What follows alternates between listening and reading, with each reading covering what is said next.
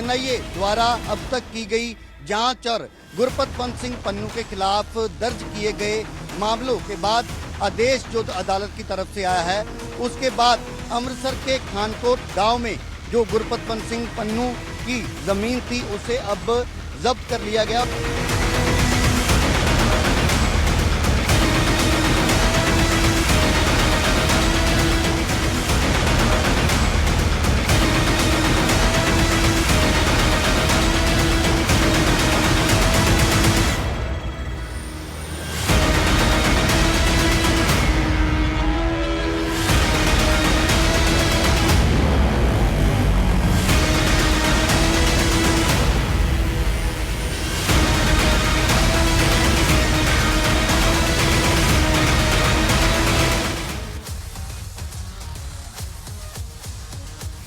Canada के प्रधानमंत्री को भारत के सैकड़ों लोगों का खून बहाने वाले खालिस्तानी आतंकवादी पसंद है। ठीक है ना, ट्रूडो को टेरर पसंद है। कनाडा के प्रधानमंत्री जस्टिन ट्रूडो को उन्हीं के देश के 268 नागरिकों का खून बहाने वाले खालिस्तानी आतंकवादियों के मानवाधिकारों की चिंता सताती है। वो आतंकवादियों के मरने पर मातम बनाते हैं। ट्रूडो को टेरर पसंद है।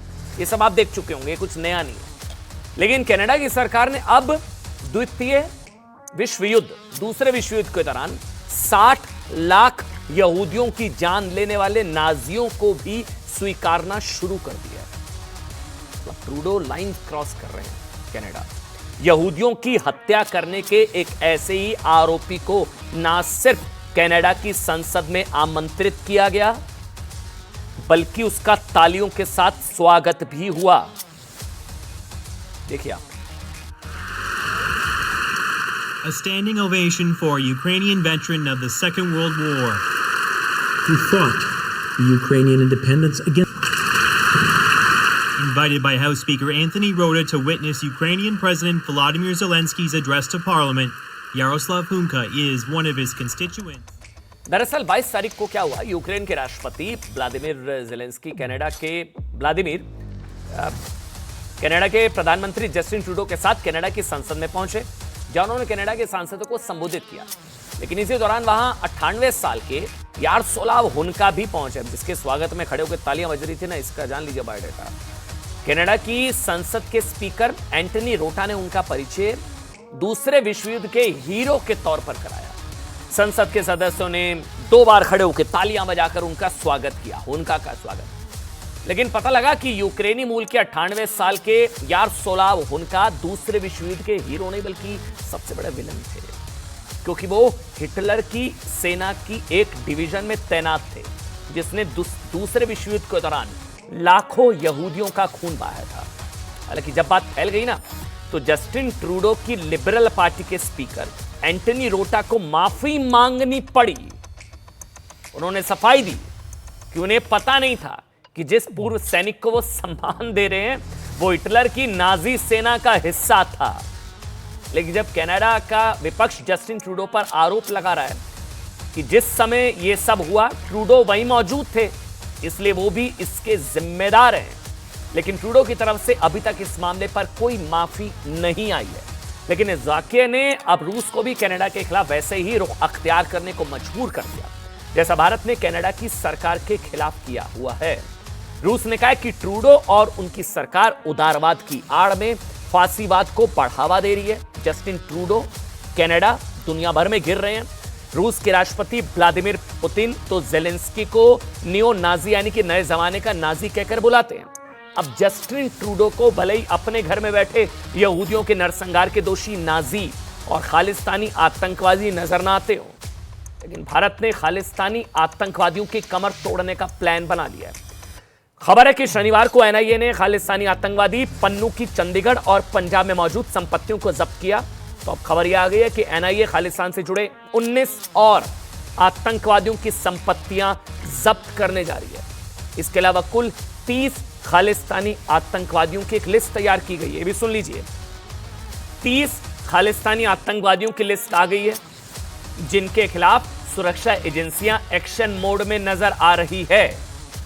इस बीच खालिस्तानियों के अंतर्राष्ट्रीय नेक्सस को तोड़ने के लिए एनआईए ने 5 और 6 अक्टूबर को दिल्ली में एक बेहद अहम बैठक बुलाई है। इस बैठक में देश भर के एटीएस दफ्तरों के चीफ शामिल होंगे। इस बैठक की अहमियत इसलिए इसी बात से समझी जा सकती है कि एनआईए चीफ के साथ इस बैठक में आईबी चीफ और रॉ चीफ भी शामिल होंगे। वैसे खालिस्तानी आतंकवादी पन्नू बेघर हो चुका है और अब उसे कनाडा का रक्षा कवच भी शायद नहीं मिल पाएगा।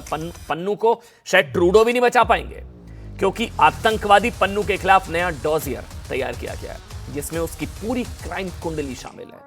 अब इस डॉजियर को उन देशों को सौंपा जाएगा जहां पन्नू के ठिकाने मौजूद हैं।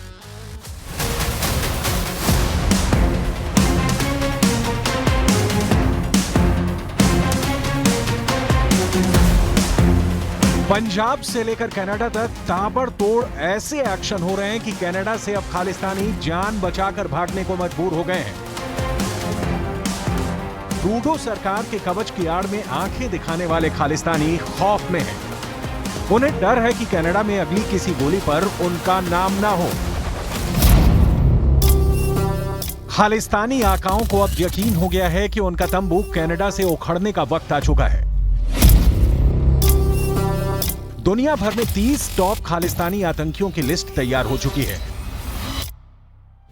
और अब उनका नाम भी गोलियों पर लिखा जा चुका है। बस इंतजार है सही वक्त का और सही जगह का। अब एक भी खालिस्तानी कनाडा की जमीन पर गिर गया तो उसकी मौत तय है। इसलिए अब एक ही रास्ता बचा है, सरेंडर करो नहीं तो कनाडा से भाग निकलो। इसमें हिटलिस्ट पर है आतंकी पन्नू। एनआईए ने चंडीगढ़ और अमृतसर में उसकी संपत्तियां जब्त कर ली हैं। एनआईए की तरफ से अमृतसर के गांव खानकोट में पन्नू की 46 कनाल की प्रॉपर्टी जब्त की गई। चंडीगढ़ के सेक्टर 15C में पन्नू का घर था। पहले 2020 में इन्हें एनआईए ने अटैच किया था। अब एनआईए ने इन्हें जब्त कर लिया है। कानूनी तौर पर अब पन्नू इन प्रॉपर्टी का मालिक नहीं रहा। ये प्रॉपर्टी अब सरकार के खजाने में चली गई है।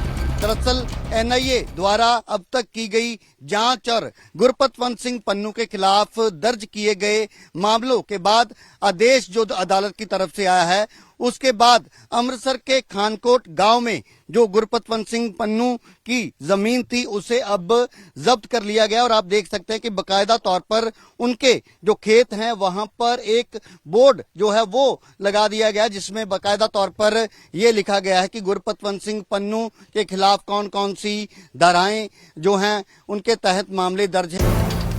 कनाडा को भी पन्नू के गुनाहों की जानकारी कई बार दी गई है, लेकिन कनाडा ने अब तक इस आतंकी के खिलाफ कोई कार्रवाई नहीं की। ये जिस तरह से इन्होंने पिछले दिनों में भी खास तौर पर इसने एक इतना बड़ा हिंदू और सिख में भी एक खाई खोदने की कोशिश की, और ऐसे आतंकी जो कि आईएसआई जो हमारे सबसे बड़ी दुश्मन है। अगर मैं मानता हूँ पंजाब का कोई सबसे बड़ा दुश्मन है, पंजाबियत का सबसे बड़ा दुश्मन है, तो वो पाकिस्तान और आईएसआई है। हमारे बच्चों को नशत परोसते हैं, आतंक परोसते हैं, बेगुनाह लोगों को मरवाते हैं, और ऐसे लोगों से पैसे लेकर अपने ही लोगों के खिलाफ साजिशें रचना, ऐसे आदमी की तो जब्त पहले से हो जानी चाहिए। दुनिया में फैले खालिस्तानी नेक्सस को तोड़ने के लिए एनआईए ने 5-6 अक्टूबर को दिल्ली में एक बेहद अहम बैठक बुलाई है। इस बैठक में खालिस्तानी गतिविधियों, टेरर एक्टिविटी और गैंगस्टरों पर सख्त कार्रवाई पर रणनीति बनाई जाएगी। इस बैठक में देश भर के एटीएस दफ्तरों के चीफ शामिल रहेंगे। इस बैठक में विदेशी धरती से खालिस्तानी आतंकी और गैंगस्टर के गठजोड़ को तोड़ने की कारगर रणनीति पर चर्चा की जाएगी। इस बैठक की अहमियत इसी बात से समझी जा सकती है कि एनआईए चीफ के साथ इस बैठक में आईबी चीफ और रॉ चीफ भी शामिल होंगे।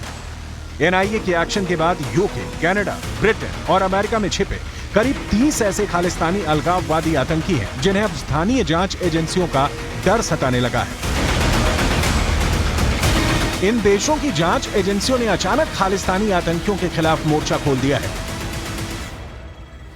खालिस्तानी आतंकियों के ठिकानों पर उन देशों की जांच एजेंसियां दबिश दे रही हैं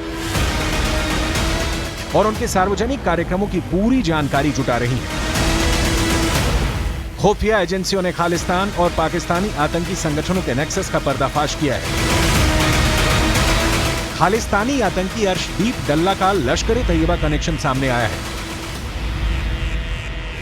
सूत्रों के मुताबिक खालिस्तानी आतंकी अर्शदीप डल्ला आईएसआई और आतंकी संगठन लश्कर के इशारे पर पंजाब में आरएसएस नेता और हिंदू नेताओं की हत्या की साजिश रच रहे थे। दिल्ली से पकड़े गए आतंकियों नौशाद और जगजीत सिंह जग्गा ने इस बात का पर्दाफाश किया है। खालिस्तानी आतंकी रिंदा पर भी सबसे बड़ा पर्दाफाश हुआ है। आतंकवादी रिंदा के ड्रग्स नेटवर्क के बारे में जानकारी मिली है कि पाकिस्तान की शह पर आतंकी रिंदा काम कर रहा है। रिंदा पूरी दुनिया में खालिस्तान का ड्रग्स नेटवर्क चलाता है। यही नहीं, रिंदा ही खालिस्तान के हथियार और हवाला के पैसे का हिसाब किताब देखता है। रिंदा को इस काम में पाकिस्तान की खुफिया एजेंसी ISI की मदद मिलती है और रिंदा खालिस्तानी आतंकियों को पूरी दुनिया में फंडिंग मुहैया कराता है। जांच एजेंसियों के मुताबिक रिंदा का network Canada, America, UAE, Nepal, Philippines और पाकिस्तान तक फैला हुआ है। इधर कनाडा में सुक्खा हत्याकांड पर नजर रख रही जांच एजेंसियों को अहम जानकारी मिली है। अर्श डल्ला और मारे गए आतंकी हरदीप सिंह निज्जर से सुक्खा की नजदीकी और उसके कत्ल की सबसे अहम वजह माना जा रहा है। खबर है कि कनाडा में खालिस्तानी आतंकवादी और गैंगस्टर गठजोड़ के 2 धड़े आपस में भिड़ रहे हैं और सुक्खा, डल्ला और मारे गए आतंकी निज्जर पहले गठजोड़ का हिस्सा है। वहीं दूसरे ग्रुप में गैंगस्टर लॉरेंस, खालिस्तानी आतंकी रिंदा और लांडा है और सुक्खा के हत्याकांड में इसी ग्रुप की भूमिका सामने आ रही है। दरअसल सिद्धू मूसेवाला हत्याकांड के बाद अब जांच एजेंसियों ने लॉरेंस बिश्नोई और गोल्डी बराड़ गैंग पर शिकंजा कसा, तो कनाडा में बैठा अर्श डल्ला अपने सबसे खास गुर्गे सुक्खा के साथ पंजाब में वर्चस्व जमाने के लिए एक्टिव हो गया।